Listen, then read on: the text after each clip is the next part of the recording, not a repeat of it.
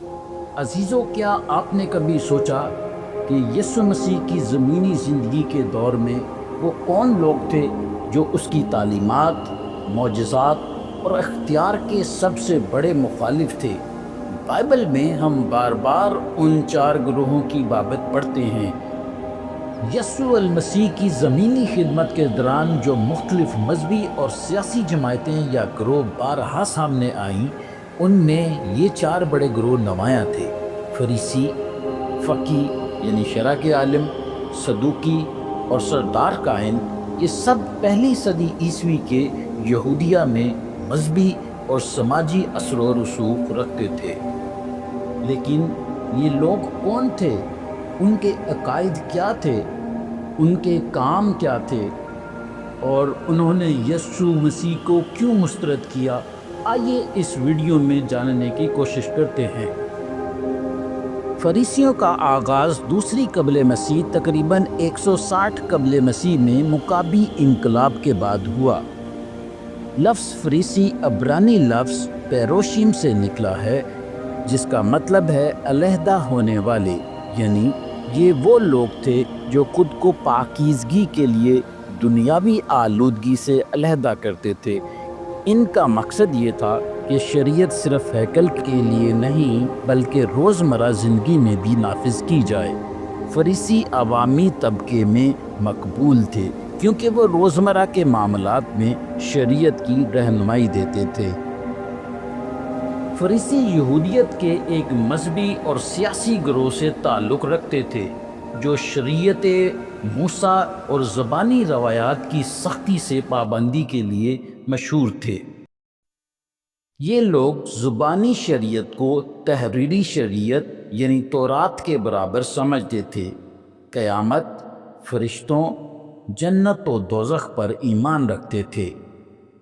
متی کی انجیل کے 23ویں باب میں یسوع نے ان کی ریاکاری پر شدید تنقید کی۔ وہ ظاہری پاکیزگی کے قائل تھے لیکن دل کی نیت کو اکثر نظر انداز کرتے تھے۔ بعض فریسی نیک بھی تھے، جیسے یوحنا 3 باب میں نیکودیمس جو رات کو یسوع سے ملنے آیا، اور اعمال 5 باب میں گملیኤل ایک عقل مند مشیر، مقدس پولس رسول کا استاد۔ یہ لوگ شریعت موسوی کے ماہرین اور کاتب کہلاتے تھے۔ یہ فریسیوں سے الگ جماعت نہیں تھی، البتہ اکثر ان کے نظریات فریسیوں سے مشابہ ہوتے۔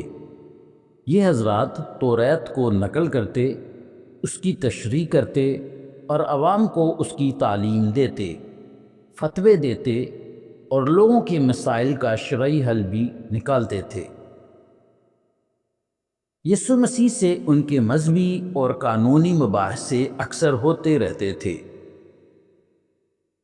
مرکز کی انجیل اس کے 7ویں باب کی 6 سے 13ویں آیات میں ہم دیکھتے ہیں کہ یسوع نے ان پر الزام لگایا کہ وہ انسانی روایات کو خدا کے احکام پر ترجیح دیتے ہیں، جبکہ متی 23 باب اس کی 2 اور 3 آیات میں ہم دیکھتے ہیں کہ مسیح نے ان کے علمی منصب کو تسلیم کیا مگر ان کے کردار کو تنقید کا نشانہ بنایا۔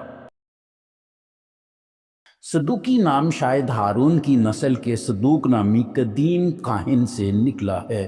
ہیکل کے نظام پر ان کی اجارہ داری تھی اور وہ رومی حکومت کے وفادار سمجھے جاتے تھے۔ صدوقی یہودی مذہبی اشرافیہ کا وہ طبقہ تھا جو عموماً مالدار اور با اثر ہوتا تھا اور اکثر کا تعلق کہانت سے ہوتا تھا۔ یہ لوگ صرف لکھی ہوئی شریعت یعنی تورات کو مانتے تھے اور قیامت، فرشتوں اور روحوں کے قائل نہ تھے۔ وہ رومی حکومت کے ساتھ تعاون کرتے تھے تاکہ اپنے سماجی اور مذہبی اثر و رسوخ کو قائم رکھ سکیں۔ اگرچہ اناجیل میں ان کا ذکر کم آتا ہے لیکن اعمال کی کتاب میں یہ نمایاں ہیں۔ اعمال 4 باب اس کی 1 اور 2 آیات میں یہ قیامت کے عقیدے کے مخالف تھے اور رسولوں کی تعلیم پر پابندیاں لگانے کی کوشش کرتے تھے۔ جبکہ متی 26 باب اس کی 3 اور 4 آیت کے مطابق یسوع کے خلاف سازشوں میں ان کا کردار بھی اہم تھا۔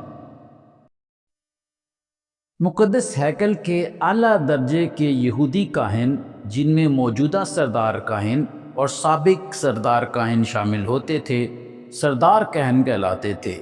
ان میں اکثریت صدوقیوں سے تھی۔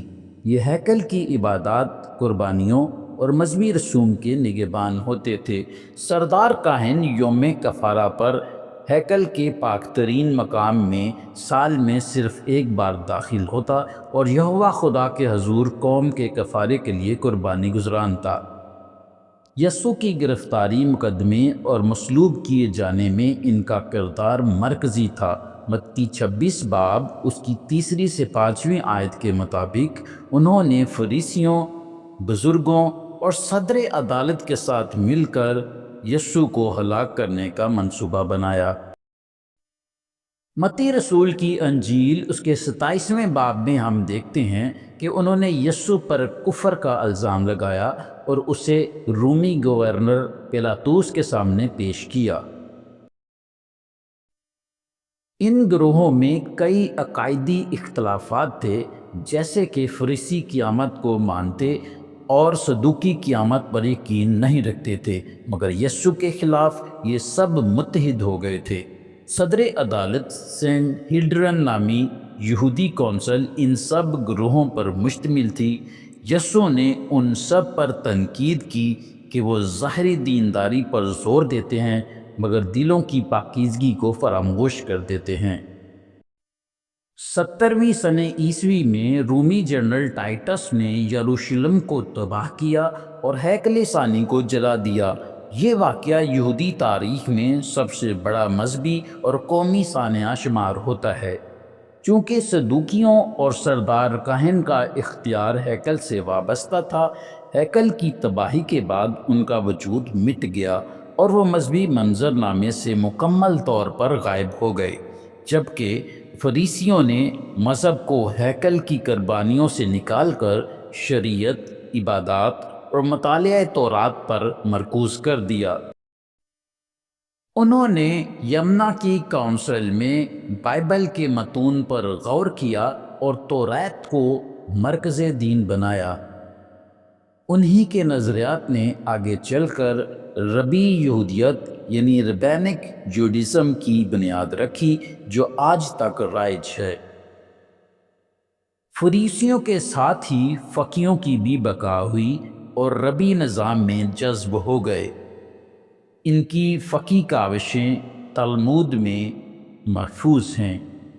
صدوقی اور سردار کاہن چونکہ ہیکل پر منحصر تھے، اس لیے 70ویں سنہ عیسوی کے بعد تاریخ سے مٹ گئے۔ فقیوں اور فریسیوں نے دین کا رخ شریعت و عبادت کی طرف موڑ دیا اور بعد میں یہودی مذہب کی بنیاد بنے۔ یسوع مسیح نے ان سب کے ظاہری دین، ریاکاری اور روحانی نابینائی کو بے نقاب کیا، جس پر یہ سب اس کے دشمن ہو گئے، اور یہی مخالفت بالآخر اس کی مصلوبیت کا باعث بنی۔